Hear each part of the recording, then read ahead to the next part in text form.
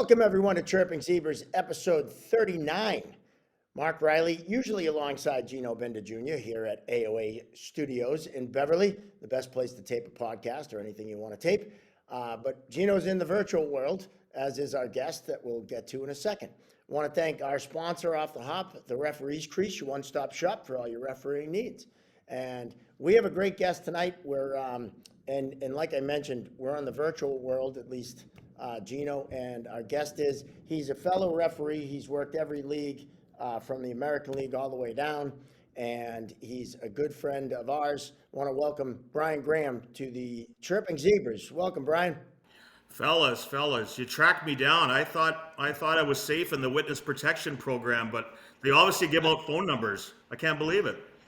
Phone They numbers, screwed me. emails, you name it, we got it. Yeah. Johnny O'Brien has everyone's number. So OB is a good man. It's great to be with you guys, and congratulations on the podcast. This is something that has really been needed across the airwaves and across the internet, and congratulations. I've been watching, and you guys are doing a hell of a job. Thank you. Thanks, man. Now you have a nickname, all right, that we should address because everyone knows you as Buff. Yeah, that was a nickname my brother gave me as a kid, and it just kind of carried on. And and then way back in the day, there was an NHL referee named Vern Buffy, and so when I started refereeing, there was some of the older, presidents and stuff like that. There was one particular guy, he kind of started calling me Buffy because of Vern Buffy and all that, and the nickname stuck. And when I moved to the States, I didn't think a lot of people it was going to carry on, but I knew some people that were playing and coaching, and it just stuck. And it's not a bad nickname. It's I've been called Grammar a lot in my life because of Graham, but Buff works well. Although I'm certainly not buff anymore, and I don't do any streaking. It was never because of that. The story I had in my head, different than the real thing. Yeah. And I even got, it's ironic that in my living room here, I got Zebra Love behind me. So it fits well with your Chirping Zebras podcast. So let's roll. I love it. Absolutely love it. So now, and you mentioned coming to the States. You're up in Thunder Bay. So what is it? It's probably 5 degrees now. Is that? Well, I think we got up to about 9 Celsius today. So that's almost 50. I walked the dog at the golf course. The golf course is already closed, so they haven't put the tarps on yet. But winter's coming. But we've had a pretty good fall. So, but it's you'll definitely have some way below zero nights, and it's no fun getting in the car. I'll tell you that much. Thunder Bay, I love it. Now, so walk us through, because we all have a story of how we ended up refereeing, right? Walk us through that in your life. How'd you end up in the stripes on the ice? Well, it was a total accident. It's like, talk about being in the wrong place at the wrong time. Me and my buddy, we were like 9 years old. We were just playing, shinny on one of the outdoor rinks, but there was a mite game going on on the rink next. This is like mid 70s. I don't know, maybe 1975 or something like that. Like, I'm an old guy, but and they had no referees for this mite game next door. So again, it was outside, so they gave us a couple of coaches' whistles, and we went out and refereed the game. No helmets on. It was, we didn't really know what we were doing, but we dropped some pucks and blew some whistles. And actually, it was actually pretty. I enjoyed it, and I was obviously still playing, and I played right up until I was 19. But I refereed some rec hockey for a few years. Again, I remember no helmets. It was just crazy. And then I think when you're 12 years old in Canada, you can actually go get certified. So I did that, and then I just started working minor hockey and kind of worked up through the ranks. We were fortunate enough back then that we had some pretty good hockey here. The USHL was here with Thunder Bay Flyers. So, I started working those games when I was about 21 as a linesman first, and then got some referee assignments. And then it just kind of went from there. They didn't have pro hockey here at that time. It came later, but we had senior hockey here, which was really big in Canada. The Thunder Bay Twins won the Allen Cup, the Canadian Senior Championship, like 5 times over their existence, and did some of that hockey. And that was a lot of ex-pro guys, kind of semi-pro hockey, I guess you'd call it. And started refereeing that at a pretty young age too, in my early 20s, and that made me grow up as an official really, really quickly. So, yeah, it's just how it is. You got to be wired to kind of be an official, and I really took to it. It was a great kind of job on the side, like everybody says, for some extra money growing up. And then again, like I played up until I was 19, and then obviously was able to do a little bit more officiating after that with no hockey games to play on my plate. So you started younger than Gino. I think we found someone that started younger than Gino. Yeah, I was 11 years old when I started. Yep. Yeah, and like I said, I was 9. It was by accident. But at 12, you got your certification, and then I had my jersey and my helmet and everything like that, and rule book, and kind of took it from there. And eventually here in Thunder Bay, we had pro hockey come with the Colonial Hockey League. That was in the early 90s. Bob Myers was the commissioner and handled all the refs. The Moose, just an awesome guy, and so great to learn under him. So that kind of got my first taste of pro hockey. I actually, just before the Colonial League had come a few years earlier, I actually had a chance to to work and officiate an NHL exhibition game here. Back then the NHL would barnstorm. They would play exhibition games in different remote, communities and smaller centers across North America. And it was just before the '88 Olympics in Calgary, and the Canadian Olympic team and the U.S. Olympic team both played full exhibition schedules in the NHL preseason in September of 1987. So Thunder Bay had a couple of games here, and I was fortunate enough to work the lines. It was the Minnesota North Stars and the Canadian Olympic team. And Rob Schick was the referee, and they had a couple of local linesmen, including myself, and that was unbelievable because as a kid, I kind of became a Minnesota North Star fan. Like Thunder Bay is only 30 minutes from the Minnesota border. We're 335 miles from Minneapolis, so it's a lot closer to catch an NHL game in Minneapolis than it is Toronto or even Winnipeg to the west of us.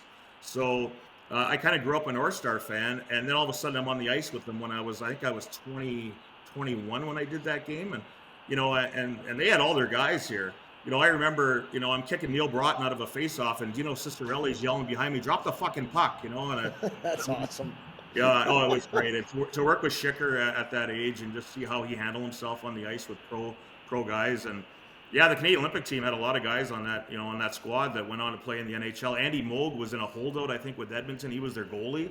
That's right. In '87, heading into the '88 Olympics in Calgary, and yeah, so that was great. So I was very fortunate that a lot of hockey kind of came here, of the higher levels, because we are kind of in a remote area up here in Thunder Bay on Lake Superior. So it's hard to travel to work a lot of hockey. The OHL, the closest team is Sault Ste. Marie. That's 400 miles away. So you're not getting any assignments in Sault Ste. Marie to work the OHL. So with the USHL and the Colonial League coming here, and all those Team Canada touring games that I had a chance to do, a couple, like I said, the NHL exhibition game, and some of the Russian teams that used to come in and tour, it was a great experience, and certainly made me a better official in the end. That's awesome. Now, you mentioned senior hockey up there. Is that like Shoresy, the senior whale shit hockey? It was pretty damn close. And we're talking, 1980s here. We're not talking, 2024. Yeah, there was some crazy stuff that went on, and Thunder Bay always was known as a rough and tumble team. They had a lot of tough guys, and I remember working, I think it was about my third game in the league. It was called the Cash League. It was the Central Amateur Senior Hockey League. It was Thunder Bay and then a bunch of teams in Manitoba, mainly out of Winnipeg. And I remember doing a game, and it was a pretty routine game. Nothing really went on. And this one player, like the visiting team was the Brandon Sportsmen, I remember. And again, like I'm really wet behind the ears here. I remember they lost the game. I don't know. It wasn't really close, maybe 7-3, something like that. And at the end of the game, one of the Brandon players came over and he tapped me on the shin pads. He goes, "Kid, I don't know who you are, but that was the best officiated game we've had in this league all year." So that kind of gave you confidence, right? Because you know how officiating is. It's all about trying to be confident, not the arrogance or anything like that, but just being confident. So that guy said that, and I really appreciated it. But it really did say, okay, well, I can work at this level and move on, maybe to the higher levels, which eventually happened down the road. So. Wow, that's so important. Like you said, like wet behind the ears, right? Like that, like a lot of people, they want to get there yesterday, right? They don't want to put the time in and put the grind in. And like you started at 9 years old, worked your way up. And like we tell the guys, get a foundation, And when you get there, you're ready to go, and you get responses like that instead of, "Hey kid, what the hell you doing out here?" And then you don't get that confidence, then you lose that confidence, and then you don't want to go back there, and now we're losing people, right?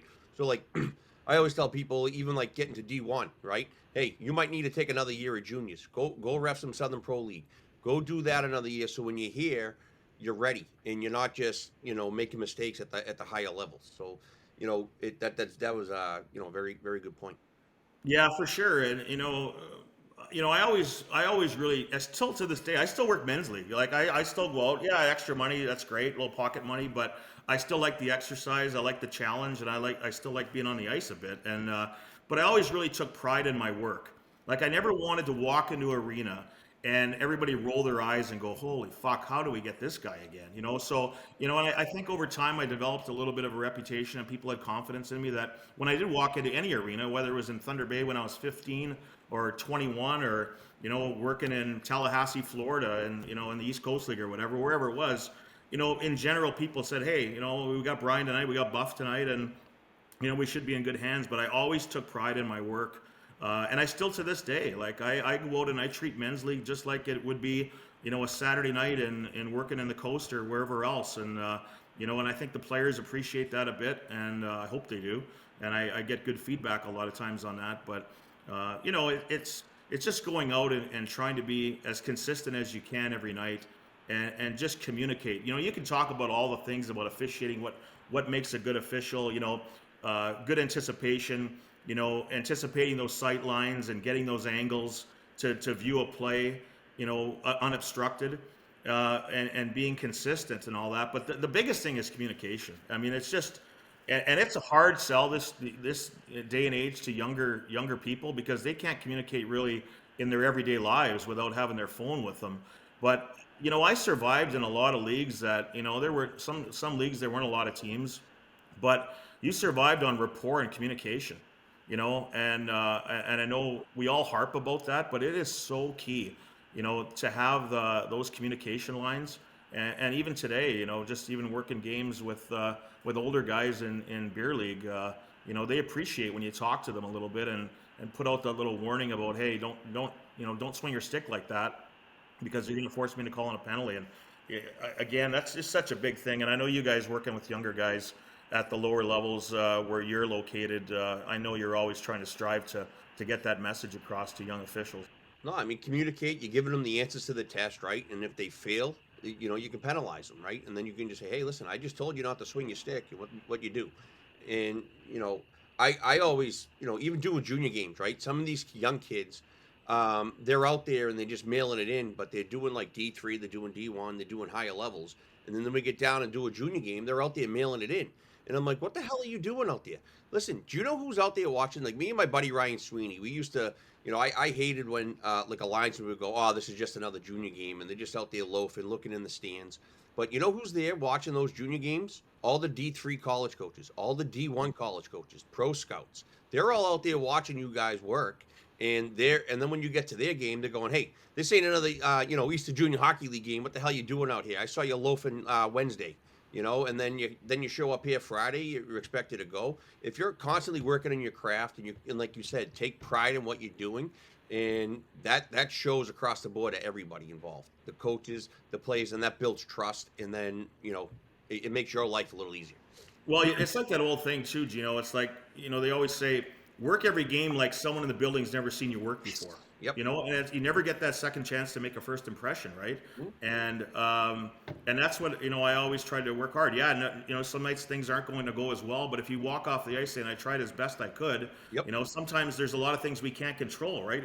We can control the rule book, we can control certain things, but you could have a no hitter going, and all of a sudden some guy gets run into the fence from behind, and you're in a shitstorm. Right. And at the end of the game, that's how you handle that stuff, right? And it's all comes from experience. And fortunately, I was able to to work a lot of hockey prior to turning pro, and that really helped me in my pro career, I think. And I think that's a huge part of it, is just your preparation ahead of time, whether you're working the NHL, or like you said, a junior hockey game in the New England area. You got to go out every night and bust your ass and be prepared and be professional about it, and work hard, and you'll get rewarded for it. 100%. So one thing we talk about is the fact that when you, myself, Gino, we came up through all the leagues, right? And you worked your way up. And now the NHL model is grab an ex-player from the American League or Europe and throw them right into the fold. And it's not working. What's your thoughts on that? Because, you're someone that started at 9, right? And it wasn't like your second year in, you're doing pro hockey. Whether it's the Southern Pro, the East Coast League, some of these guys are getting stuck right in the National League. Yeah, we get the whole ex-player thing. Like, I totally get where the NHL's coming from. I mean, they're good athletes. They can skate. They're in great shape. But it is, like we said before, it's a craft, and you have to learn from your mistakes and learn when you see things for the first time. And hopefully you see a lot of those things at, the minor hockey level when you're working bantam and midget hockey or high school hockey or whatever. There's no doubt it's a fast track. And I just, I wasn't ever chasing the NHL dream. We can get into my story a little bit later about how I even ended up in the U.S.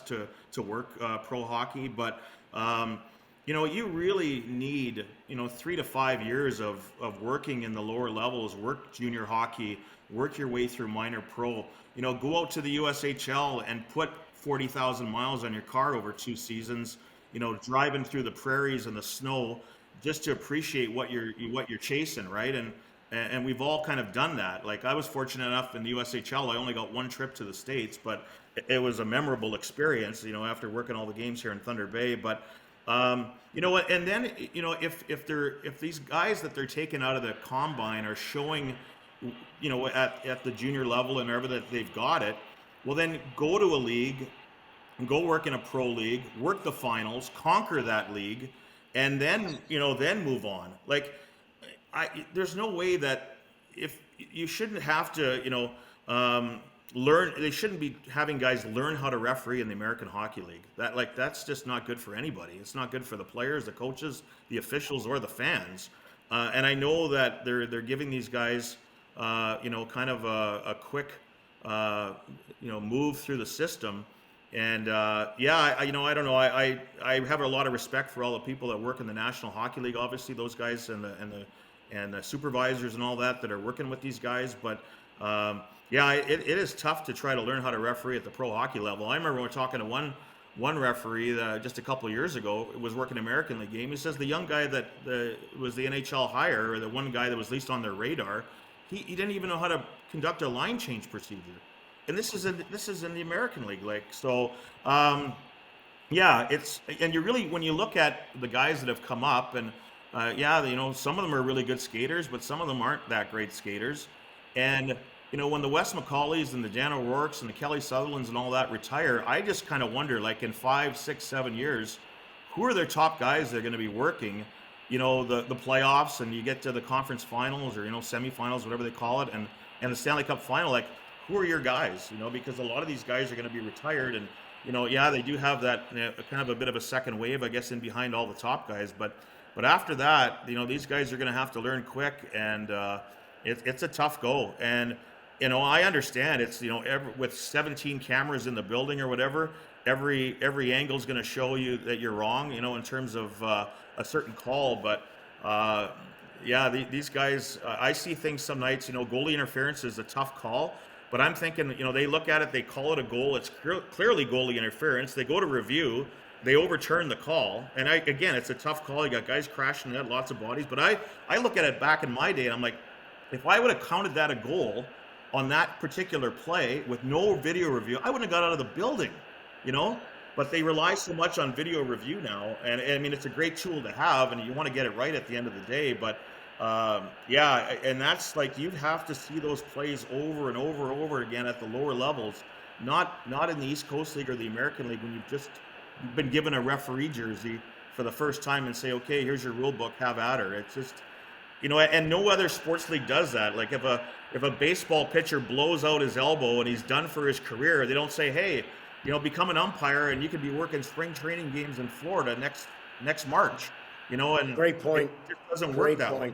So, we get the whole athlete part and the great skaters, and they know the game a little bit because they played the game, but it's a tough go, and we'll see how it plays out. And again, I got a lot of respect for the guys up top, but they got their work cut out for them. It's a great premise. I mean, it's a great idea, and they're not wrong in what they're trying to do, but I think they could do it a little bit different. Like how you said, they gotta learn how to referee before they even get there, and it's go cut your teeth in junior hockey. Like we got a kid that played D1 college hockey. He came with us for like a year and a half, and he just ref. Went up to the combine, and now he's got himself in the American Hockey League. But he has a year and a half of refereeing experience under his belt. He's not going in there cold, And like I'm still working with him. He's working with other people, and you're just trying to coach him up the best you can. And for me, I was like, I don't know, a year in the USHL, then a year in, 2 years in the Coast League, and then I got to the American League from there. So it's like, that's a lot of hockey games. Like I did 120 games in one season. It's like, and that's a lot of experience in a short amount of time. Yeah, and you're driving your car, you're staying in cheap hotels and all that, and a lot of these guys are just, it's all handed to them. It's like, here you are, you're flying here, you're staying in this Marriott, and they haven't really earned it, I guess you could say. And you look at some of the staff in the National League, like a Kelly Sutherland or Brad Meyer, who just retired. Like they worked Memorial Cup finals.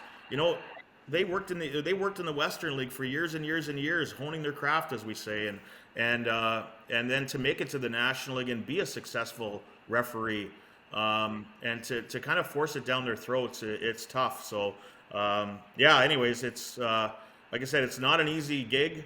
But I was just texting with an NHL referee recently, and I think these guys, they, some of these ex-players or whatever, I don't know, they didn't make it as a player, and I don't know how, seriously they take it. But, this ref says, we had a tie game late, and the linesman screws up an icing, and after the game, he's laughing about it in the room, Right. Where Yeah. we I don't know about you guys. I'm sure you guys are the same as me, where you would beat Yeah. yourself up over that. Like I remember a lot of times after a game, driving, if I had a chance to get home back to an apartment or whatever, with that VHS copy Yeah. of the Put it in. and getting in at 2:30 in the morning and hammering it into the VCR and watching to see if I got it right, because you've just driven for 3.5 or 4 hours thinking, fuck, did I screw that up or not? Because I think I Right. got it right. But Right. everybody on the one team is saying I didn't. And you get home and say, okay, great. And yeah, when we refereed, we had one camera, right? And it wasn't HD. So sometimes we weren't be able to, see if we maybe did screw it up or not. But again, like the technology now, I feel for the NHL guys, because they're under such a microscope. But yeah, it's in your blood, and you got to be wired a certain way. And I don't know, maybe some of these guys, because they're so new at it, they aren't wired that way, at least not yet. So Well, they're not, and they got handed the silver spoon, right? They didn't have to work for it, so to them, it's not. They don't have that fear of losing their opportunity, right? The opportunity was just given it to them. So like a guy like who you were texting with was probably like, "Hey, I earned everything I got," and the second I screwed something up, like it ate at me until I got out there again, right? And y'all laughing and going to the bar, and like I'm actually pissed that happened to my crew. That the NHL guys probably like that's a reflection on me too, because we're a team. We all just fucked up. yeah, and you can't blame the guys. I mean, they've been thrown this opportunity, and some guys have been able to take it and run with it. And they've got some guys there that I think will be fine, but there's a lot of guys there you kind of wonder. It's like, is it ever going to happen? Because some of those guys have been at it now for a while, and they're still not getting playoff assignments and all that. And yeah, I mean, I used to have that old line about, like, when it came to refereeing, it's like, it's okay to turn the page, but just remember what you read, and what you learned from the night before. And you got to take that with you. That's all part of your development, and you should learn something new every night. That's one thing when you leave the rink. It's you should walk away thinking, okay, well, I did learn something here tonight, whether that was the way I dealt with somebody on a one-on-one level in a conversation at the bench or whatever, or just watching another guy, what he did, and maybe say, hey, I can either take that and put that away in my file, or throw that out because that's something I don't want to do, right? So I put 40,000 miles on my car in one season. So yeah, I that's can, and I don't know if when you worked the Coast League, I don't know if you stayed in Charlotte, but we used to stay in that Holiday Inn that was like a crack house. I swear to God, the first time I walked in, I'm like, yeah, we're staying the night. And the girl said, you're staying the whole night? And, and I knew we were in for it. But so All the things you say are spot on. Chris Rooney is one of our best friends. I lived with him in Iowa, Des Moines, Iowa, when I spent the year in the USHL learning. Well, has had a hell of a career, and yeah, he was an East Coast League guy when I was there. Yep. Yeah, he Kids are reffing we now. You got spent it. twin boys. Yeah, yeah, it's in the blood for sure. Now you mentioned, so you come to the U.S. to referee, but not to chase the dream. Like I moved to Iowa, I left a job at State Street Bank, and I hated every day I was there. But I left to chase this dream and make 1/4 of what I was making at the bank just to see if I could make it happen. What brought you to the States to referee? Yeah, I was 28 when I moved to Florida. Like I was, and that's long in the tooth to be. And again, I wasn't chasing the NHL dream at all. It was so I was living here in Thunder Bay. I started dating a girl. She was 6 years younger than me. She was a dual citizen. She'd kind of come out of high school, not gone to university right away, and because she was dual citizen, she was kind of looking to get out of Thunder Bay and move to the States, and in particular the South. So long story short, she moved to Florida, to Tampa, and in the Colonial League, there was a guy, John Searle from Hamilton. Surly, great referee, would come up here to Thunder Bay to work games, and I'd line games with him. And he was telling me about this league that had started up in Florida called the Sunshine Hockey League. And it was this minor pro league based just in Florida, right? So he had gone down there to do games, kind of moonlighting and doing games because they needed officials the first year. They'd put him up in Daytona Beach. He'd do like 7 games in 10 days and get out of the snow. And so he was saying, Buff, he goes, if you want to move to Florida, they would hire you in a heartbeat. And that's kind of what happened. I contacted Jim Galuzzi, was the guy from Florida there that was the longtime head of the off-ice officials in Tampa, the late Jim Galuzzi, and Bill Friday was the commissioner, the longtime NHL WHA referee. He was like the Bobby Hall of the referees back then when he jumped to the WHA and managed to get the NHL guys a lot better pay because he jumped for bigger cash than the WHA. And Billy just passed away this past summer. Awesome guy. So Billy offered me a job down there to referee. It was $150 a game cash, no mileage, no per diem. He'd give you a hotel if you needed one.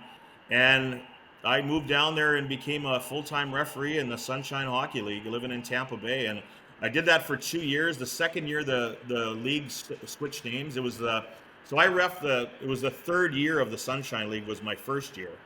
And they had teams. It was West Palm Beach, Daytona Beach, Lakeland, and Jacksonville.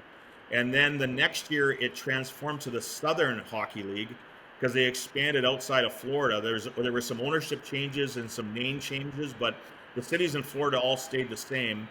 And then they added Huntsville, Alabama, and Winston-Salem, North Carolina. So, and then after that season, the league folded. So, anyways, I kind of moved on, the whole relationship thing and everything like that, and I kind of wanted to stay in the States. I was 30 years old, I guess, at the time, and I had an opportunity to go to the Central Hockey League. So I moved to Arlington, Texas, and at that time, I had a broadcasting background, and I thought, well, maybe with hockey booming in the southern part of the U.S., it could lead to some job opportunities. So I kind of stuck with the officiating, and it went really well. I worked in the Central Hockey League. Dave Hansen, guy, from the New England area. One of my favorite people in the world. Oh, yeah, awesome. Seriously. Love killer, and we still talk a lot. He was my roommate in the Central League. We lived in Arlington, Texas, and I spent 2 years out there. I worked 1 year in the Western Pro Hockey League because they had come as a rival to the Central Hockey League. And what happened at the end of the Central Hockey League season, I had a really good year there and really enjoyed it. But the hockey operations and the ownership of the league all changed. And Tom Barry came in from the IHL to take over the Central Hockey League, and he kind of hemmed and hawed all summer what he wanted to do about the officials. Like, was he going to have full-time officials, apartments, etc.? And push came to shove, and the Western Pro League was in its second year, and they hired 3 of us from the Central League to go referee there. And actually, Brad Treliving was the commissioner, the Maple Leafs general manager. His father, Jim, with Boston Pizza and all that, a bunch of guys from Canada had invested in that hockey league, and yeah, it was great working with Brad. But and in the back of my mind, I kind of wanted to get back to Florida. I really enjoyed it over there. So I had talked to Andy Van Helleman a couple times. 1 year he didn't have any work visas left, and then but he did hire me after that year in the Western Pro League. So I was actually going to move back to Tampa, but I ended up in the league apartment in Jacksonville with Terry Wicklum and Kirk Wood. Terry So Wicklum. yeah, Terry and Wick was Wicklum. still Love going. Wick. Wick, I Love just that texted kid. him the other day. He's still going in the East Coast League. It's unbelievable. I mean, we're talking. I think my first year in the coast was 98, 99, and Wick had already been there for a year or two, and he's still skating. It's unbelievable. Great guy. I saw him at Terry Kowarski's Yeah, final game. yeah, yep. Yeah, and yeah, it was great to catch up face to face there. But yeah, so and things went pretty well in the East Coast League. Working for Andy was awesome, and I worked He's a the couple of best. years. I worked for him too. He is Yeah, the absolutely. best. No, I remember you being on the staff. Like I Yeah. heard all the Mark Riley stories. Oldie and Dave Hansen and all that. They do all the impressions and they do it on the golf. So I could barely hit a ball sometimes because I was laughing so hard with all these impressions they did of Mark Riley. But Riles, back then you didn't see a lot of the referees unless you're passing No. each other at a hotel or a league apartment. It was all three Yep. men. And I went to training camp in 98, 99. I don't know if you were there. Andy didn't make us always go to training camp after you're in the league for a year or two, but. When was your last year? Where was that training camp? It was in Wheeling, West Virginia. Oh yeah, I was there.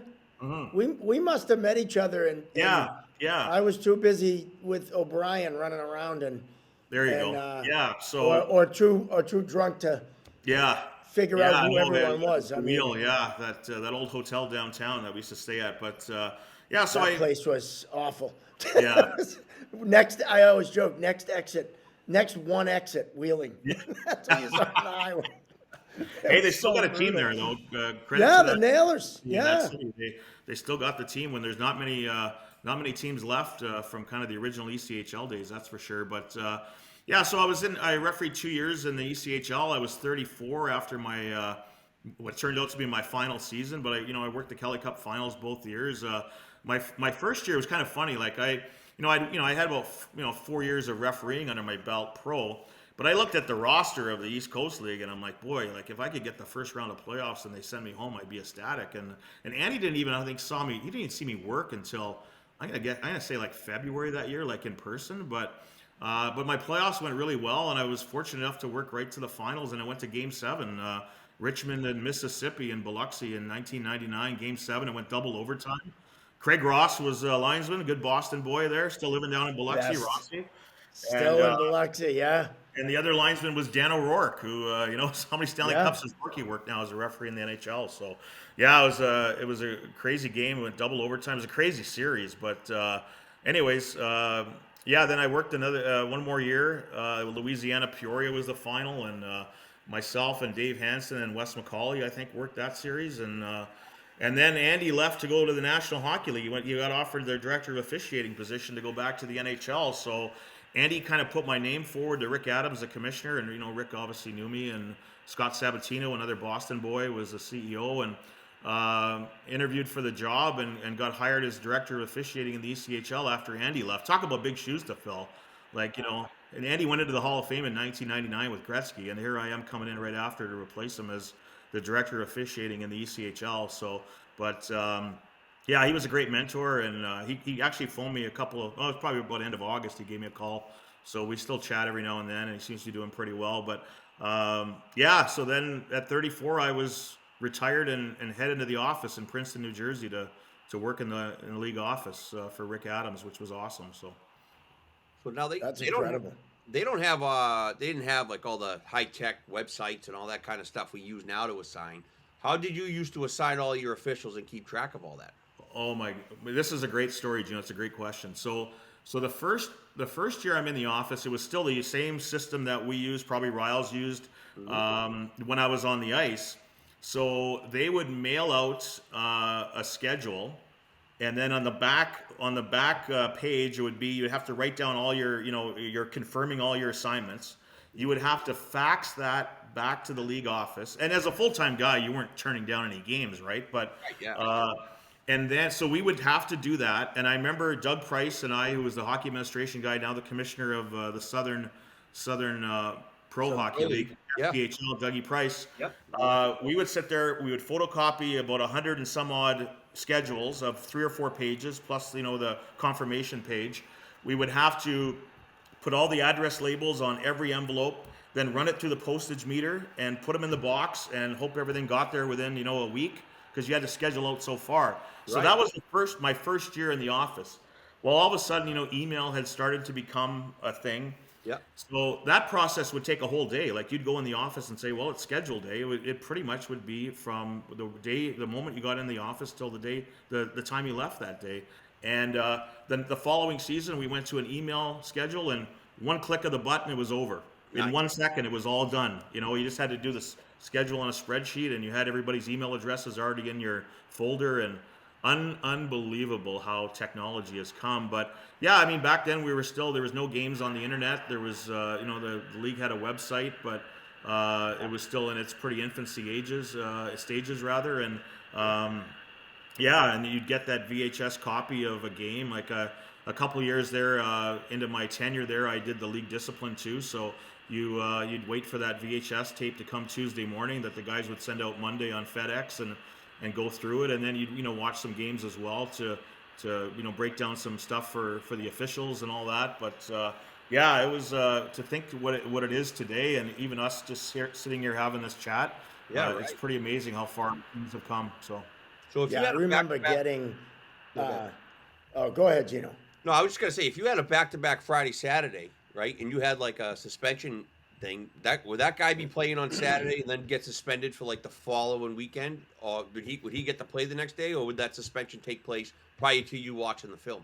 Because that's why like game reports are so important, because like now they kind of mute, but we still do them, but that's why game reports were important. Yeah, no, game reports are very important. Yeah. And no, we had an incident on a Friday night, and it was going to be an automatic suspension, match penalty or whatever. The player would be indefinitely suspended. You wouldn't get the tape until Tuesday, sometimes maybe Monday if they could get it out Saturday. Right. And then you'd have to assess what you saw on the tape.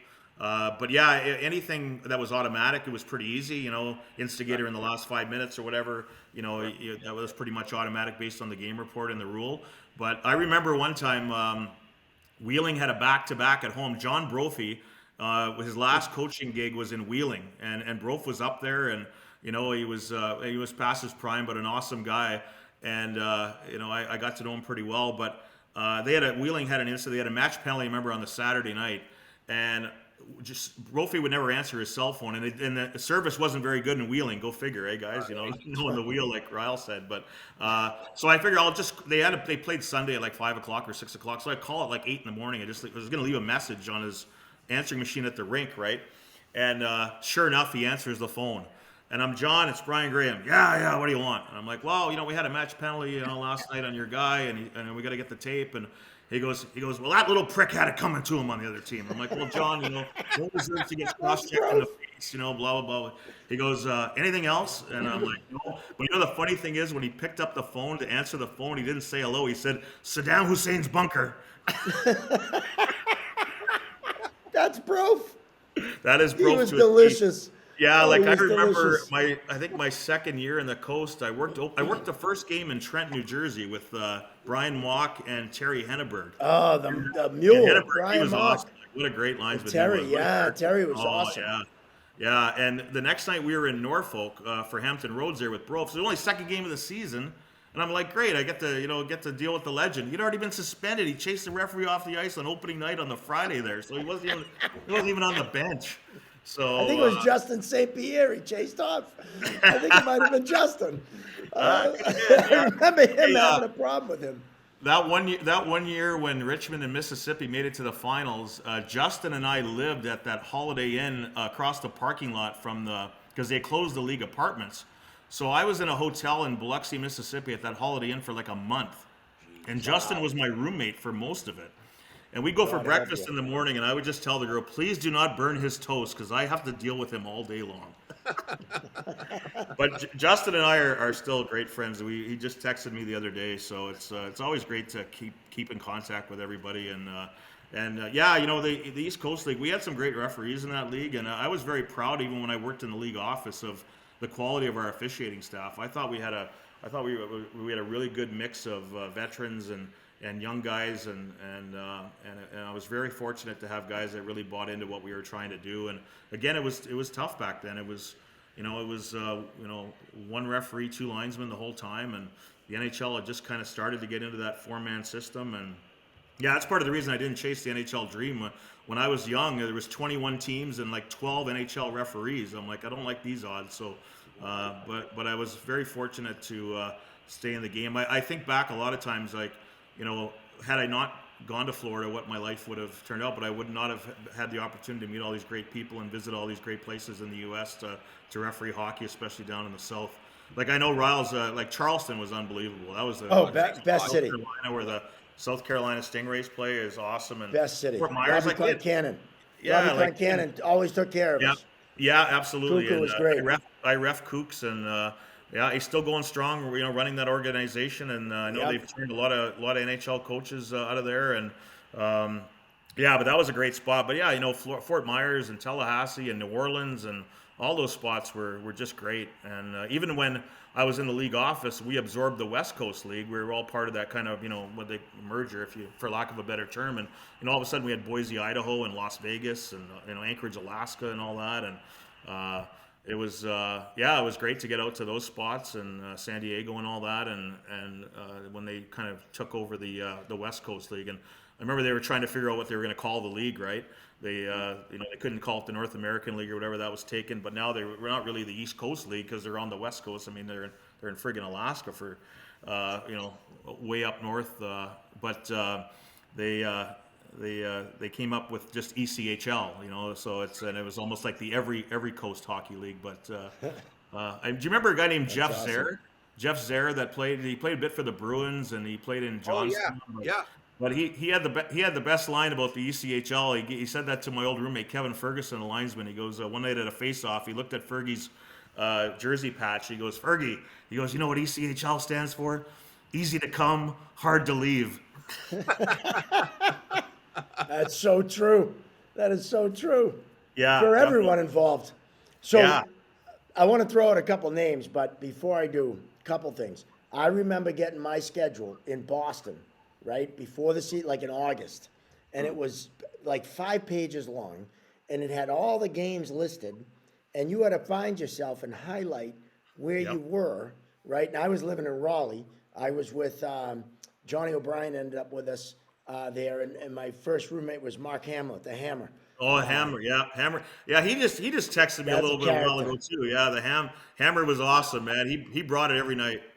Yeah, he actually emailed about getting a T-shirt, and I told him, as always, he was on scholarship because he never paid for anything.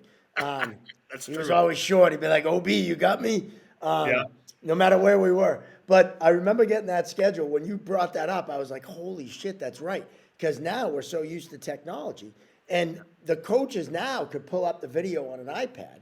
Back then, they were like, "I'm mailing the tape in." Oh, yeah. And my Yeah. line was always, "I'll pay for the postage." Yeah. Because there was 3 copies made, right? One Yeah. for the league, one for the team, one for the ref. And you Yeah. had to wait for your copy. And if they were busting your balls, they made you wait extra long to get your copy of the tape. It was insane.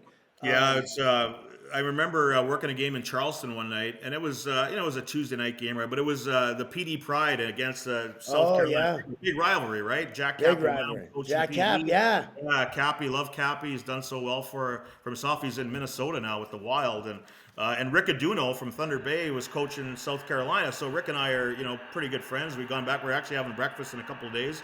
But so it's a rivalry game, and PD ties the game with like 5 minutes to go. It's like in and out off the back bar, and I'm like right there, and I'm pointing.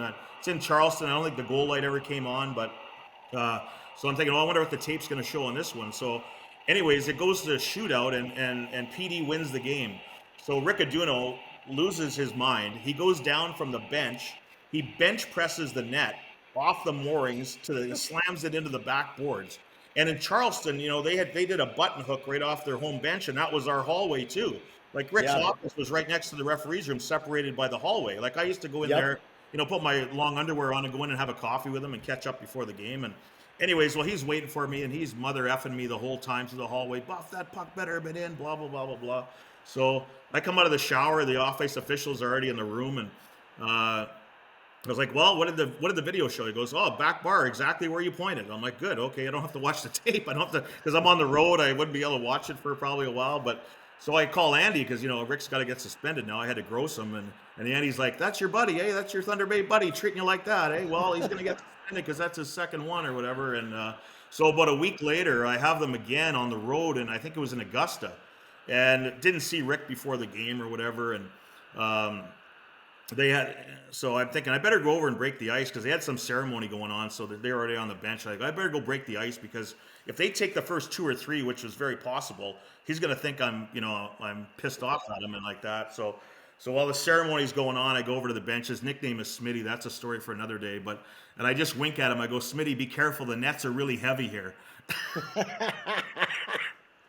awesome. The whole South Carolina bench cracked up, obviously, but yeah, but those are the kind of things that you got to, sometimes you got to do. I mean, to make sure that we start the game and there's no preconceived notions or nobody's pissed off at anybody, but that's the kind of thing sometimes you have to do. And another really great story I'll tell you real quick. There's another Thunder Bay guy, Walt Podubny, who had some amazing seasons with the Rangers in Quebec, and I think he broke the Leafs rookie record for goals. So Walt was coaching in Daytona Beach that second year I'm down there.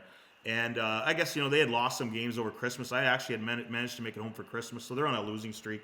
And so second period, they're taking penalty after penalty, and they're losing. And these are all pretty easy calls in my book. And even back in that day, right? Where not a slash was not always a penalty and everything like that. So, anyways, I call a penalty. It's like 4-1 or whatever, and all of a sudden I'm skating towards the penalty box, and the water bottle comes spinning across the ice, and linesman says, Walt threw the bottle, and pro hockey, it's a bench minor to start, right? So, Danny O'Brien was their captain. He scouts for Dallas now. A great little guy, a little player, gritty player out of Halifax, and me and Obi are talking at the penalty box, and as we're talking, and he's not disagreeing with anything I'm calling, another water ball, then the sticks start coming and all that. So I throw Walt out of the game, and he leaves. He's got to do the walk of shame across the ice. And in Lakeland, Florida, we were all in the same hallway there. Yeah, Walt's the visiting team, so it was right near the end of the second period. We go up the ramp, and there's nobody there. The linesman thought he might be waiting for us, but he wasn't. So we go in the room, nothing happened, and then there's a knock on the door about 3 or 4 minutes in, and it's Walt. And he's like, sorry, Buff. He goes, these guys have shit the bed on me for the last 2 weeks. I just can't take it anymore. He goes, if you got to write me up, just please take it easy on me. So now he's in the room, right? And, they got the table set up with the towels and the Gatorade and like that. And there's a bin there, and he pulls the towel back from the top of the bin, and there's beer, right? Probably the team supplied it. I can't remember. So he says to me, we got 1 period to go, right? He goes, Buff, you think I could have a beer for the third period? I said, fuck, Walt, take 2. So he stuffs 2 beers in his jacket pocket and walks out the door. And he goes, all right, Buff, I'll see you down the road. And the 2 linesmen were just dying, killing him. So you throw a coach out of the game, and we end up giving him beer for the third period. But again, that's the minor league sometimes, right? It's the guys are pretty quick sometimes to bury the hatchet, Louisiana Ice Skaters. They were like the Broad Street Bullies of the East Coast League back then. Doug Shedden. Doug Shedden was the coach. Rough and tumble team, and and Ted Sater coached the New Orleans Brass. And Ted coached in the NHL and all that. And Ted used to joke, he used to call them the Louisiana Instigators instead of the Ice Skaters. But I did a playoff series with those 2 teams, and it was a best of 5. I remember doing 2 games. I might have done 3, but it was tough hockey to do, and New Orleans actually upset Louisiana, and that in Game 5, which I did, even though Louisiana outshot them probably like 55-16 or something like that, but they lost, and Doug was coaching that team, and then he moved on, and he's had a great coaching career over in Europe and everything like that, and he was a guy too, he'd ride you kind of hard during games sometimes, but you end up in a bar after a game. It didn't happen I didn't run into him a lot, but every time I did, he always sent a beer over, every time. And that's he was good. Yeah, and that's what I loved about pro hockey was that just the professionalism, right? I mean, things get heated, and there were crazy times back then, but I think everybody kind of respected each other for the most part, and you had coaches that would get pissed off at you, like John Anderson one night, an ex-NHL guy. Mother F me, up and down one night. He, kicked in goal that I disallowed, and then I allowed one off a skate on the other team, and then I had them the next night on the road, and same thing. Nothing happened in that game, but I walked into a bar and I thought, oh, there's John. And I was turned around to leave and he yells, hey, get over here. What are you drinking? And the night before he was calling me every name in the book, and now here we are sharing a beer. So, that's the one thing you love about pro hockey. And that's what no minor hockey coaches that coach kids or amateur kids or parents, they don't understand that stuff. Like most of them they see a bad call and that referee's name is mud forever. They don't understand that, what it's like at the higher levels and the respect level and that. But you have to earn that respect. And, if you're a horseshit referee, I guess a lot of times you're probably not going to get that respect. But if you're out there trying to do a good job, it goes a long way in having that good rapport with everybody on and off the ice. John Marks was always one of my favorite. I love Charlotte. John. I ran into He him. Yeah, was the best. Marksy was the best. Hall of Famer? Great point, Mark. Yeah, Marksy. When Marksy when he said something, it was legit, and I never had a problem with John at all ever. And I remember they changed the starting time. Me and Wicklum were working in Biloxi on a Saturday night, and we had to drive all the way back to Jacksonville. It was supposed to be like a 5 o'clock game, but they moved it up to 1 o'clock. So we rolled into Biloxi or to Jacksonville at like 6 in the morning or something like that, and 5 in the morning. Kind of was the time change with Eastern time going from Central. And anyways, we got to the rink at noon for the 1 o'clock game, and we rolled. The first guy I saw was Marksy. Bryan, good to see you. Where'd you work? Did you work last night? I go, yeah, in Biloxi. And he goes, Biloxi, what time did your flight get in this morning? I said, it was a 4-wheel flight, and me and Wick rolled in at about 6 a.m. He goes, yeah. I won't say a fucking word to you guys today. He was my favorite. Yeah, he was awesome. The best. Yeah. And him and Nick Vitucci, they were there in Greenville. Actually, I know they have a team in Greenville again. But yeah, and Nick's well, he's in the ECHL Hall of Fame. They both are great guys. Yeah. There was only a couple of coaches in that league that just did not get along with me. Dennis DeRozier in Birmingham. Yeah. He hated me, and I may have screwed him over a couple times. Yeah. I mean, because he was a dick. And Scotty Gruel in Richmond. Scotty. Oh yeah, I never had Scott. I think he moved on by then. He did not like me at all. And but again, after the game, it was like like you said, they didn't like you on the ice, but off the ice they got that, it was what it was. And that was like you said, is the cool part of that league or any of those leagues. Those minor leagues that, like you said, people don't get it unless you know if you know, right? And if you've been there. Yeah, no, and guys like Bruce Boudreau and all that, like, it's great to see guys that have, what they've done with their coaching careers. But Gabby and I one night got into a huge pissing match in New Orleans after a game, and that was the same season they won it. And after the championship game, we went to try to grab a beer, and I used to go to this little hole-in-the-wall bar, but the whole team was there. So I wasn't sticking around, but as I turned to leave, I talked to a couple guys and congratulated them. As I turned around, Bruce yelled, hey, get over here. The first thing he said, he goes, great job. He goes, we came a long way from that night in New Orleans, didn't we, Bryan? So he remembered it. So, but yeah, no, it was, you miss those days. You don't miss the travel and all that and that grind so much, but you certainly miss the people and the challenge, right? Every night was something different. You drove another 200 miles down the road. It was kind of like being in a traveling circus. Like you drive 200 miles down the road, they pitch the tent, and away you go again, right? And you just didn't know what was going to happen. But it was a lot of fun. So the people in that work. The people in that league, like I'll throw a couple names at you, and we talked about Hammer and Johnny O'Brien, Brian Mock. One of my favorite people to work with was in Charleston, Norm Eberle. Oh yeah, Normie, yeah, old Buffalo guy. He was the angriest person on the earth, but he was so much fun to work with, and all he did was yell at people, I just love that guy. I loved working with him, but he was just such a character. Like, yeah, he was. I mean, right out of a movie. You couldn't make that guy up, Yeah, Normie was Normie. I'd take Normie on the ice every night. He was. He came out and it was tough. He worked a lot of games in Charleston where he lived. That's never easy. I've kind of gone through that. Growing up in Thunder Bay, and you see a lot of the same people a lot. But he was a good resource to rely on during games. And I remember Normie wasn't feeling really well. He was really sick, and we worked in Augusta one night, and they had the bar in the Sheraton there. and Normie was going to bed. I said, Normie, you got to drink this thing out. So we hammered back about 10 beers, me, him, and Sean Finn, and the next morning Sean he woke up. Finn. Yeah, he woke up. He woke up. Finner. Yeah, Finner. Finner started in the Sunshine League with me. That was where Yeah. he was an ex-player, right? And he, his dad Yeah. obviously was a great linesman, and yeah. But anyways, Normie, the next morning on the Sunday, we had to go work somewhere, and he was feeling so much better. So he says, I think all those beers worked. I pissed it all out. So. Norm was the best. Nothing like working with Norm. I mean, he was. He fixed traffic lights. That was his day job, right? He would fix the traffic lights, and he Is just that be right? so. Well, I remember he was into the sprinkler business and all that, and doing a lot of landscaping work and all that. But he had the sprinkler business and stuff when I kind of first met him, and then when I was in the Yeah. UCHL office for those 5 years, Normie was still on the ice, and then I think he got into supervising a little bit after that. But yeah, it's funny. Like you talk to, back in that era, when obviously we didn't, when they put in the new rules, well, not the new rules, but how they made the rule book so much more black and white, in 2005 coming out of the lockout, and all the leagues adopted that.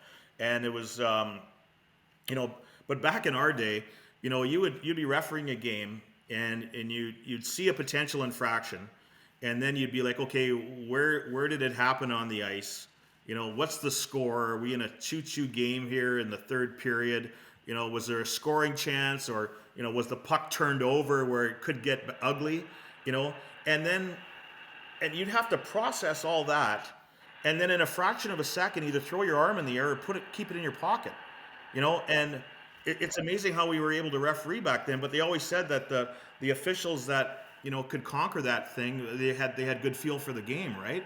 And that was a big part of it. And now I think the game is easier to officiate than ever, because it's more black and white, which is the way rule book should have been. And people for the most part accept penalties, as long as you be consistent during the game. Even back in our day, if you called a hook going to the net in a 2-2 game with 2 minutes to go, they're like, you can't call that now. But now they say, well, it was a hook. We know it's a hook. So obviously the NHL guys, the speed of the game, the all the camera angles that show they're wrong. Yes, it's very difficult, but in terms of officiating the game now, it's become a lot easier because of the acceptance of how the rule book is and how it's applied now, right? So compared to my heyday, anyways. What's your thoughts on instant replay? Because we never had it. Like you mentioned, back bar, you had to make that decision and live with it, whether you were right or wrong. That was your decision. And Yeah, if you were 100%. wrong, Yeah, you were or wrong. goalie interference or whatever. Yeah, I mean, you want to get it right, and obviously in the NHL with millions and millions of dollars on the line, if a team makes the playoffs, doesn't make the playoffs, you want to get it right.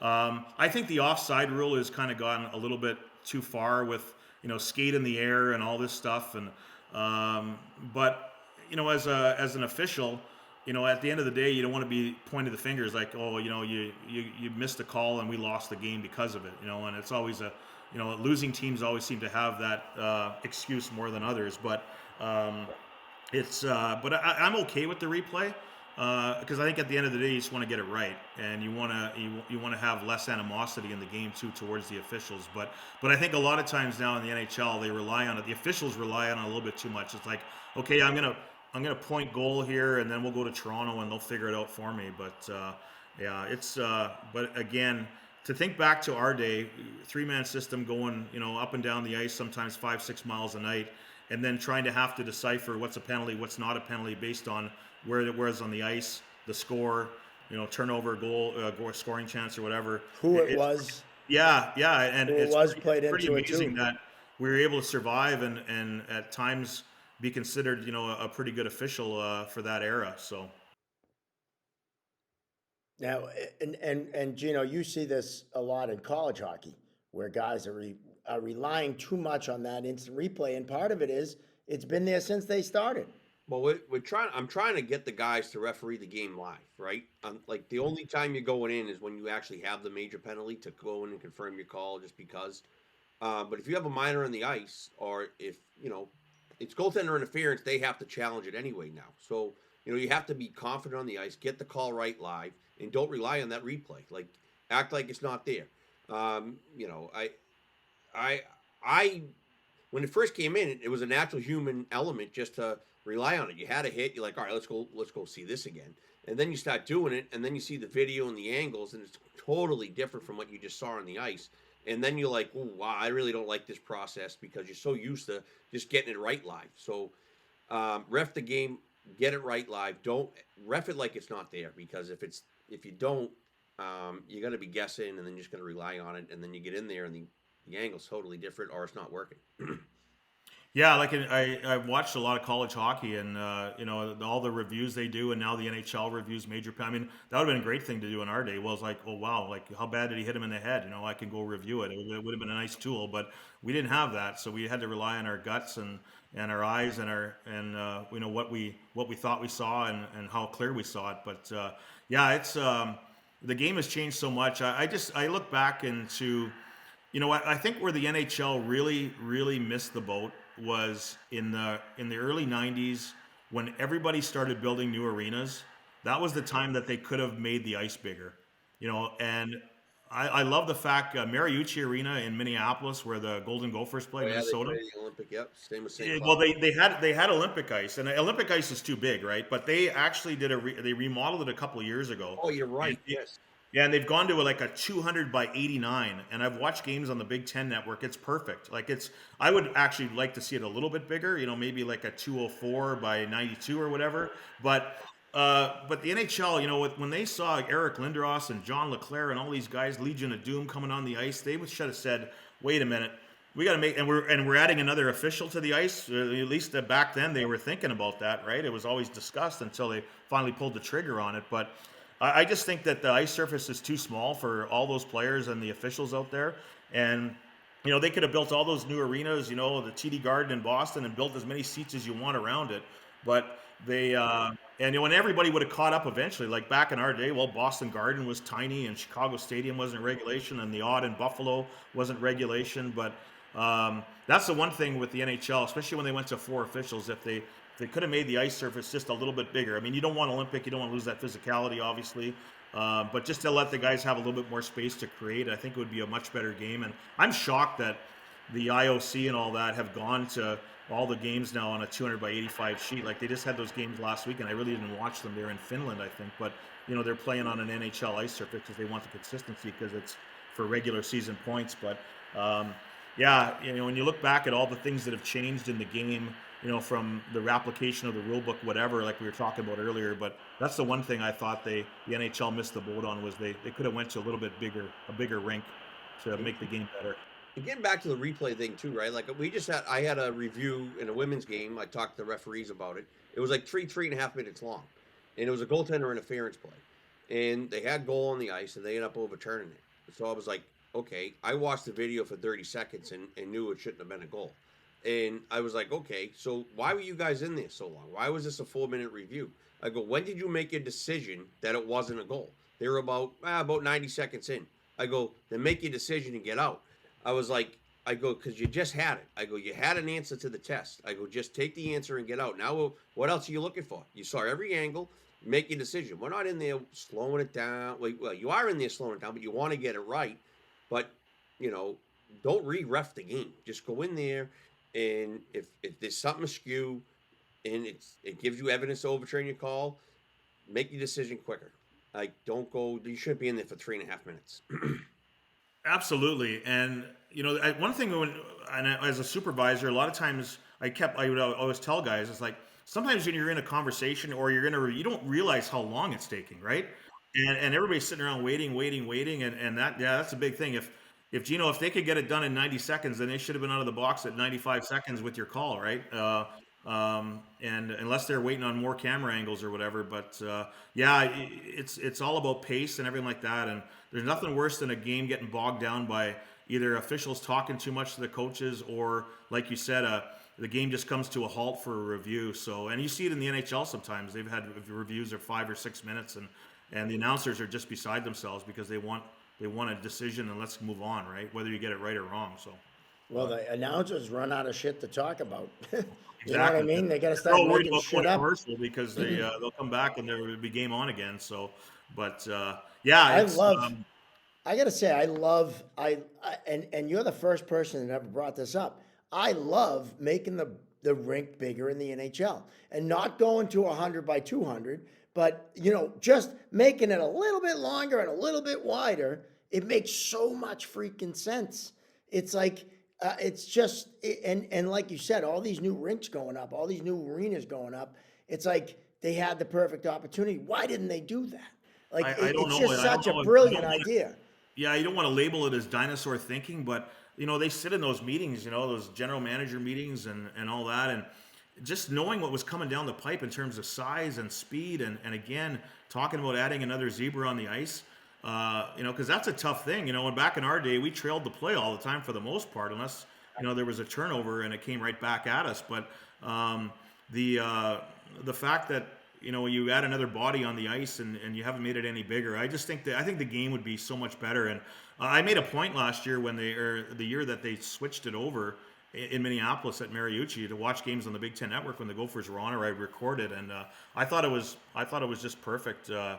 Just having that extra space where guys can create a little bit more, because there's so much skill in the game now. But and all these guys, filling lanes and blocking shots, and I actually thought, back in sort of the dead puck era, when the goaltenders were huge and they weren't checking on equipment and all that, that they should have made the nets a little bit bigger. Like, I don't know where you would, what level you'd start it, but I used to say it makes no sense that a 10-year-old peewee kid and a 30-year-old NHL veteran shoot on the exact same size net. But these goaltenders in the NHL back in the day were like Michelin men, and some of them were 6'6". Like, you watch videos from the 70s of Rogie Vachon and Mike Palmatier. These guys were tiny little guys. Like, there was so much room to shoot. But they were total acrobats. Like, they really had to play net. Where now, even nowadays, that most guys, they get the angle, it hits them in the chest, and they make sure they don't cover up with the rebound, and the announcer's going, "Great save," and I'm like, not really. Like, it hit him in the chest, and he was able to control the rebound. But now they've with the sticks and the way guys can shoot the puck, I would still like to see a little bit bigger net, but I don't think those days are ever happening. But it would have been interesting to see and what level they would actually start it at. But the guys would really have to play goal. Like, I remember going to, when I was living in New Jersey, working in the Coast League office in Princeton, I went to Stanley Cup Finals a couple times when the Devils were in it, and they played Anaheim that one year, and it was still, the red line was still in place. Like, that's another thing, like, think about back to how hard the linesmen had to work back then with a red line for 2-line passes. But they had the red line in. It was the dead puck era, the Jacques Lemaire trap and everything like that. Honest to God, the game I watched in Meadowlands, it was like watching two guys fish. It was that boring. And I remember sitting beside a guy from the NHL, and he goes, "Can you believe, Brian, that people are paying $300 or $400 to watch this crap?" But thank God they came to their senses. They took the red line out, and now they've streamlined the goalie equipment a bit, where the shooters have a little bit better of a chance, and the shooting percentages are going up and the save percentages are going down. But yeah, that early 2000s, man, the NHL, it was hard to watch some nights. I think that night I was at the Meadowlands, I think the final shots were like 19-15 or something like that. Like, it was just so bogged down, and it was like 2-0 with an empty netter, and Brodeur made his 15 saves and got his shutout, and the Devils went on to win the cup that year. But yeah, it's hockey's in a lot better place now in terms of the quality of play at every level. It's unbelievable. Back then, right? Yeah, exactly. But yeah, it's but again, I think officiating now they've made it a lot easier, based on what's accepted as a penalty now and when it happens and what part of the ice it happens. Sometimes it's not that much of a factor when we had to consider all that stuff back in our day. So. That's some great points. Like, all that processing that we had to do, in an instant. Yeah. And it was, and you didn't have, you didn't have the replay. We didn't have a second guy either to put his hand up or keep it down either. And maybe sometimes that was a good thing. Maybe that was a good thing, but you couldn't rely on anybody else, and you think about the linesmen that had to go cover the goal line for us on an odd man rush. And they worked their bag off, those guys. And now you look at NHL linesmen, no 2-line pass, don't have to cover for the referee. Not as much fighting and scrapping, which hybrid icing. But yeah, hybrid icing. Hybrid icing. Yeah. It's funny. One night when Andy was running the coast, he took out touch icing. I think it was Yes, he did. I think it was my second year on the ice, and they had the attainable pass and all that kind of stuff. But I remember when I was working in the ECHL office, I was at a game in Trenton. That was kind of like a home game for me because the office was in Princeton. But I was sitting with John D'Amico, and he was watching a young official coming up, and we were talking about the no-touch icing, right? That we had brought in the coast, and the NHL didn't have it. And on my pad, because I had the rink, I said, this is what they could do. And I diagrammed, sort of, I didn't call it hybrid icing, but I put a line across the dot, and I said, here's the thing. And to this day, I don't know if D'Amico took that back to the NHL or somebody else adopted it, but I kind of had an idea for hybrid icing, which I guess has come to fruition. But that's a really tough call, man. There's a lot of legs and arms moving, and if you're on the weak side of that, trying to track down that puck on the opposite side, going through the circle to the end line with two guys racing, it's a tough call. But it's obviously a safety issue, and if it saves a player a serious injury or career-ending injury, it's probably worth it. But it's a lot different than the old touch icing, that's for Yeah, a lot of things are different now, for sure. Well, Bryan, this has been awesome. You bring a perspective that we love because we worked in that league at the same time, the East Coast League anyway, and it was a different world back then. And even, Gino, when you refereed in the East Coast League, you weren't that much later than us, right? But it was still it kind of evolved, right? It was a little different. I lived in California. It was the Wild Wild West. Like those guys kicked the shit out of each other. Like I had a earn every night. Like it's funny you say like rapport with coaches like Matt Thomas and Ryan Mouchinel. They were in Providence now, right? Yeah. And I was awesome. absolute battles with those guys. And and then like you see them at the bar, like it's like same thing. It's like, hey, how's it going? Blah blah blah, right? And you just build those relationships. Now they're in Boston. I run into them. One of the kids playing the Terries, and it's just like it's kind of great. Just like building that, you had that relationship with them. So, but yeah, for sure. So what year did you come to the coast? What was your first year? My first year was 97. No, yeah, 96, 97. So you were 2 years ahead of me. How about you, Gino? I think I was 08, 09, something like that. Maybe 07, 08, because I graduated college 05, then I was in the, I think it was 08, 09. Yep. So yeah, because my last year in the office was 04, 05, and I moved back to Canada after that. But it's hard to believe it's been like almost 20 years that I've been back. So, yeah, great people. Mr. Kelly, Pat Kelly, just such a great guy, and he's still going strong, and just love. We got to get him on. We got to get him on. He's one of our. Let's put it this way. On the list. My first year was Brian Lewis's last year as boss, and then Joe Ernst took it over the next year. Yeah. Okay. Yeah. So that's when I came in. Yeah, for sure. Yeah, Brian was after me. Gord Brosker did it for a little while, then Joey finally took the job full time after that. And and he had a great run. Joe's now working for a bunch of teams in the league that are all owned by one group. And but he had a hell of a run in the coast. And when I was in the league office, he certainly was one of our go-to guys after he came back. And I do have to preface something, Mark. Riles, at the start, you said I worked in the American Hockey League. I never did work in the American Hockey League. So okay. Back then, it was mostly all the NHL trainees. They are the trainees. Yeah. You didn't have any and when you were living in a league apartment and all that, it was pretty hard to even when the IHL was going. I thought, well, maybe there's a chance to go work some games in the I, but. Really, when you're working a full schedule in the coast, and you couldn't turn down a game in the coast and say, "Well, I'm going to Houston to work in the I or whatever. Thanks for the free apartment," kind of thing. So yeah. But yeah, the opportunities now, and with the extra guys work in the American League and that whole division they have out in California, like where you were, Gino. Yeah. Man, if you could be 35 again and work as an extra guy out in California, man, you'd have a beat in the shade. It was so much fun. You had a battle like the Ferraro twins were playing. Like those kids were ruthless. Like, oh my god.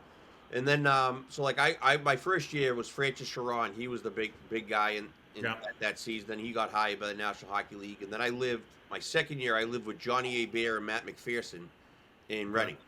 And then those guys went on to they're Stanley Cup final guys now. It's awesome. Well, and again, like we talked earlier, there's two guys that all three guys that earned their stripes because they went and slugged their nuts in the minors for a long time and ate a lot of crappy food and slept in some bad beds, and but now they've A lot had of great olive, a careers lot in the of Olive NHL. Gardens with those guys. Yeah, oh, Olive Garden. That was the go-to. Yeah. Mark Hammer was always an Olive Yeah. Garden guy. I don't think we ever went anywhere else Loved, to work with him. loved the Olive Garden. Yeah, Yeah, that was like high-end food, Yes. it right? On the was. road, Yeah. Olive Garden was high-end. Usually Yeah, you were lucky if you got a you thought blimpie. you were fine dining. Yeah, a blimpie was good because they sliced the meat before they made the sandwich, unlike the Subway. I always remembered that. Blimpie was like, if you went to Blimpie, man, that was a good day. Hey, believe it or not, there's NHL guys that have their pregame meals now. They go to Subway. No kidding. Yeah. Yeah, oh, I know it for a fact because I almost ended up going for a pregame meal with them. But I think they came to their senses. But yeah, I mean, 4 guys, and probably don't have to burn as much energy out there, and pocket a bunch of their per diem. But yeah, there's some guys are a sub sandwich before an NHL game is the way to go. I mean, that was sometimes for us, but we were just because we had to eat in the car because maybe we didn't have a hotel that night Don't to go break even. routine, right? Yeah, Yeah. yeah, exactly. But yeah, you think of some of the travel at times. We were talking earlier about how the new guys probably didn't have to go through as much that made it to the National League. But I remember real quickly. I remember I reffed a game. I think I drove 800 miles in one day and reffed a game in the middle. Right. Yeah, it's Yeah. a long story, but yeah, or driving 500 miles after a game. Sometimes it's just because you wanted to get home, maybe because you'd been on the road for so long and you just wanted to get back and enjoy maybe a few days off at your apartment or at your home or whatever. But yeah, My worst, I went from Tallahassee to Charleston to Birmingham, 3 nights in a row. Thursday, They had it was something similar. Friday, Saturday, Sunday. And I remember I was in Tallahassee with Andy, and Andy Yeah. said, when I told him where I was going, he goes, who the fuck gave you that schedule? I go, you did. He goes, shit, I probably should have got you a flight in there. But I was alone. I didn't even have a linesman with me. I know, It yeah, was- driving by yourself. Oh, but Yeah, I don't know if you heard this one, but I was one of the only guys who did 2 games in one day in the coast. Really? Johnny O'Brien and I, we started in Jacksonville. We did the 12 o'clock drop in Jacksonville. We hit the Blimpie on the way and went over to Tallahassee and did a 7 o'clock game in Tallahassee that night. That's like day. that's like a 160-mile drive. It was crazy. It was hours, absolutely yeah. crazy. Wow. And Yeah. and that was that's what we did. And it know. was an Well, I've awesome never- that was an awesome day. That was an I awesome can't day. say I ever did that, but yeah, it's the travel stuff was just sometimes just crazy, and and then when I got in the league office and had I had a good handle of where everybody had to go and all that, and it certainly helped me because I had lived it. But my 2 years in the coast, I never really got a chance to work up north. Like one of my real things that I missed out was I never got to work in Johnstown. Like, how do you work in the ECHL and never work in Johnstown? Wow. Yeah. But I didn't go north that often until either that one year at the start of the year I did, and then in the playoffs a little bit, but like in Peoria and stuff like that. But yeah, and so when I went to Johnstown when I was working for the league as a supervisor and as director of officiating, I brought my skates to Johnstown. And after the morning skate, after the teams were done, I went out and wheeled around for a while, grabbed a stick and some gloves from the Chiefs, and just to say that I skated at the Cambria War Memorial. But Yeah. what an old barn yeah. that was! It's unbelievable. So That was yeah, that's incredible. That was the cool part about refereeing is going to so many different places and being Yep. able to see so many different. Like I'd never go to Boise, Idaho if I didn't have to. Yeah. Or Beautiful region, yeah. Knoxville, Tennessee. I mean, they were out by the time you got to the coast, Yeah, but yeah. they had moved to PD and Yeah. To Florence and became Yeah, the to PD Florence. Pride. Yeah. But like, who would go to Knoxville? But that was Exactly. one of my favorite places to go. It's just a Yeah. cool part of this job. So yeah. And you'd always go to your go-to bars after a game, and have a beer, and yeah, it was an interesting lifestyle for sure, and I thoroughly enjoyed it, and just really blessed that I've made so many friends in the game, and being at Coho's reunion game in Springfield a couple years that ago was was awesome. unbelievable to see everybody, and I watched Terry's podcast that he did with you guys from the bar there, the bar, Yeah, the and bar. I don't think I could come anywhere near dropping as many F-bombs as happened to Nope. No, that was a unique night for sure. That was Yeah, you should have been on the golf course that day with us. I saw That some was of the even video. worse. Yeah, Yeah, yeah, yeah. that was interesting too. Yeah, you talk about. I remember when I was in the office scheduling. Coho did do a double banger like you did.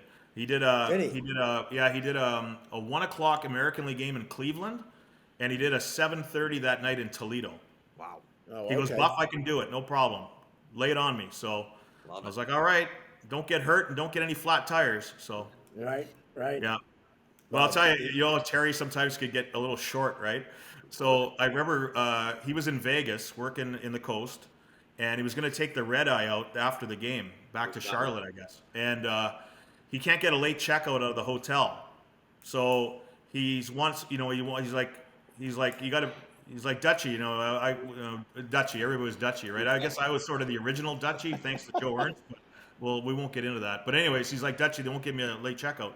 I'm like, Dutchy, you're going to break my bank here at the budget, but I've lived it. So, I got him, of course, I got him the room for the day or had to pay for the extra night. But in the meantime, while we were talking and he's getting a little short with me, he goes, fine. He goes, I'll just put all my gear on and go ride the roller coaster at New York, New York. And I just had this image of my head of Coho with his bucket on and his jersey riding the roller coaster all afternoon waiting for the game to start. But he got his room and he got his late checkout. But yeah, it's so funny the stories that come back when you start talking about the good old days. So. we could go on and on. Oh yeah, for sure. But Brian, this has been awesome. Really appreciate you coming on. I mean, just the reminiscing, the names, the places. It's just so cool to to talk about those things that bring back so many great memories. I mean, we could go on for probably another hour and a half just For talking sure. about Yeah. people No, alone and places alone. Yeah. This has been awesome, man. We really appreciate you coming on.